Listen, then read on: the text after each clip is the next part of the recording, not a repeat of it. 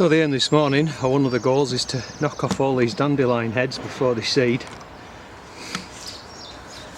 And it's quite nice doing it with the scythe. I don't know how well you can see that at all, but there's a heck of a lot of dandelions all over the orchard, so first job this morning, as I say, is to get them knocked off, and then we've got a stool bed to dig. So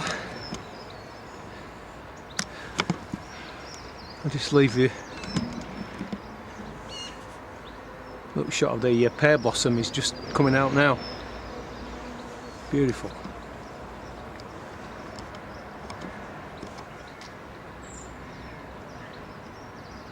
Right, anyway, I'll crack on. I'll bring you back shortly.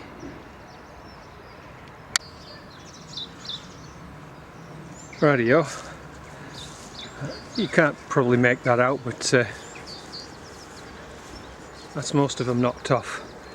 I especially like it because you can avoid cutting down the primroses.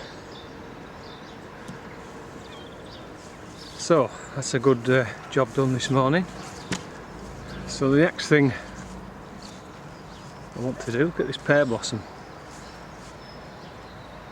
It's just fabulous. And I can see there's a few bees flying around, which is great because the wind has been that bad over the last few days. There's been very few pollinators about, but hopefully we're in for a respite now. We've got some good weather coming in the next few days. So there's one there somewhere. Anyhow, stool bed. So I'm just going to make a little stool bed somewhere in here. Probably just here somewhere. So just a little bed about 3 foot by 1 foot or something like that. Just to see if we can stool these MM106 rootstocks. It was an idea from my mate Anthony, because I couldn't graft what I wanted to do. So he suggested making a stool bed, and then hopefully I can propagate my own MM106. So yeah, somewhere down here I'll just make a little rectangular bed. So I'll get on with that. I'll bring you back in due course.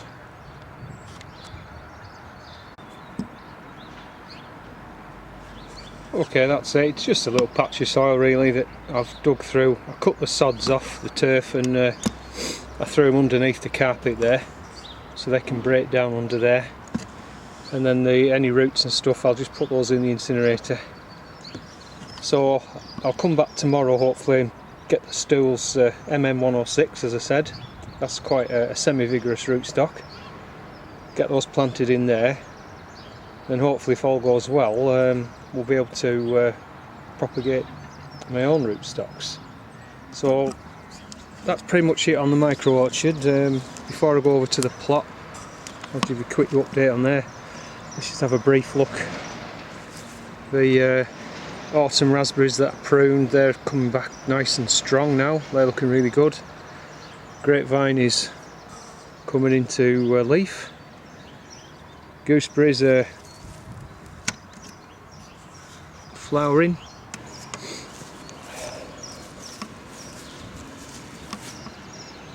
That one there's a little apple. You can see the blossom buds on it. That's Bardsey apple. It's scab and canker resistant. That's the red currant. Planted that, so this is its second year I think. So at the end of this year I might take some cuttings off that. Here's the black currant cuttings that I did planted out earlier this spring, I think it was, wasn't it? Yeah. And these were cuttings. These bushes are now, I think, in the third year, so they're just starting to fruit. So you can see some blossom there. Won't be a huge crop, but it should get better every year. And I'll just show you the other black currant cuttings. I apologise. But if you go back to my earlier video, you'll see that I put some in pots, and they're growing away nicely just now. So that's it here. I'll catch you over onto the plot. See you later.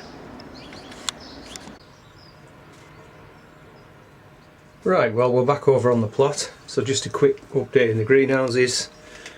Here's the asparagus I sowed from seeds. Well, the other half's up at home. I've got about the same again. The brown shallots suffered. I don't know whether they got scorched. Anyway, they might make it, but I'm definitely going to have a go at them again next year if these don't do well. I'll try them again next year. Multi-sown spinach. That's the second lot of stew-on onions. I don't know why those cells never came through, but all the rest pretty good germination. Excellent germination on the multi-sown Baltardi beetroots. That's the second lot. The first lot have been planted out about a fortnight ago and they're under fleece. These are some carnation cuttings, and then again we've got a couple of asparagus at the back there. Grapevines doing well. I'm just looking to see, can't see any signs of flowers yet. Got caught a bit by, we've had a couple of frosts. You can see where it's touched the glass, the frost has hit it. But it'll be okay, we've got another shoot down there. Those are my new steps. Really happy with those. I've got two lots of gutter sown peas. I'm just trying to get these hardened off.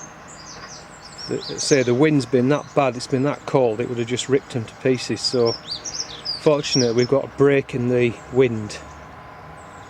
So I'm going to leave them out for a few hours today and then try and get them out every day for the next few days to harden them off, and then we can get them planted out. Again, more chrysanthemum cuttings. These are the rootstocks which I grafted recently. Some of them have got quite a lot got blossom on actually, but I think pretty much all of them are showing signs of growth, bar those two in the corner, so we'll keep our eye on those. But that's fine, and all I do if I see any shoots down below the grafting point coming out the rootstock, I just kind of rub them off. And then keep my eye on the watering. What else we got? Crimson Crush.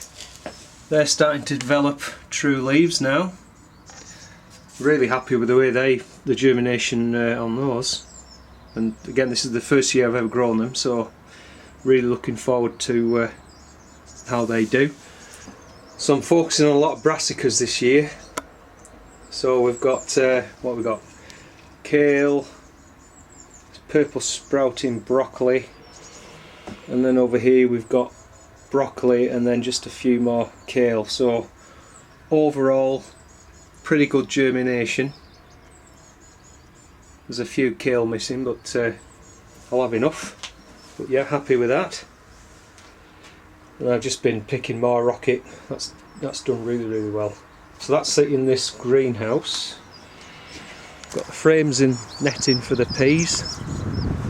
So those two gutters will do one 8-foot row, and then I'll sow another one probably at the end of this month, and then hopefully they'll be staggered. Potatoes are in. I've just got 4 small rows, so 3 varieties: Rocket, Nicola and Picasso. So I'm not doing a lot of those this year. I'll tell you a bit more about that in another video.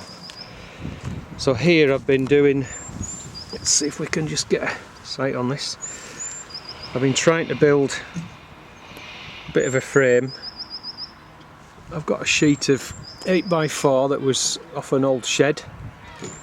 So the idea is I want something to fix it onto and then protect that, and then I can put another piece on here so it's protected from the west and the north, which is our predominantly bad weather.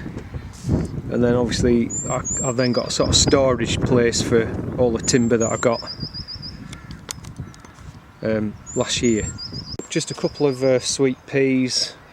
My wife bought them, I didn't sow them myself. I might put another 2 there thornless blackberries looking good.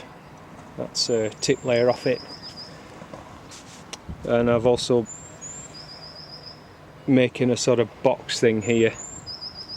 So the idea is to maybe put some herbaceous perennials in, a bit like these. I need to trim these back.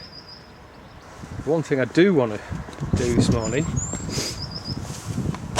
is lift these tip layered Loganberries. There's the mother plant, so I'm just going to snip that through and then lift the pot out, and we've got a new plant. Well, I've got two because I've got another one up there, so I think I'm going to do that now actually.